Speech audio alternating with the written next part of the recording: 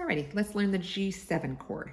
The G7, we're going to start by using our first finger on the first fret of the E string. Then you're going to put your second finger on the second fret of C and your third finger on the second fret of the A string.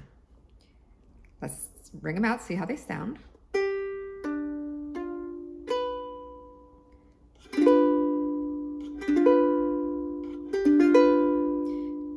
Okay, let's take that off and build it again.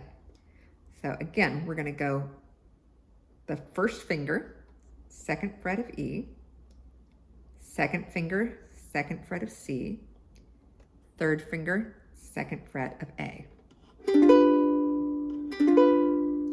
Now let's practice switching back and forth to the C. And we've been playing the C all along with our ring finger.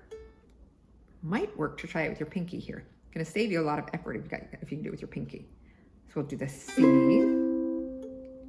switch over to the G7.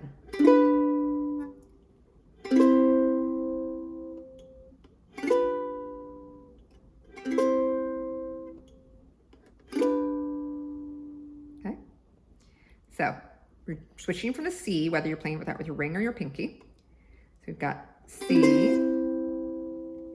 and then remember to build that G. I kind of put my index finger down first and then bring the other two over. So the C, the others.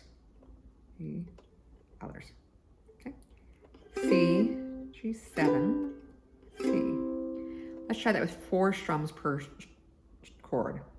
C is 1, 2, 3, 4, G7.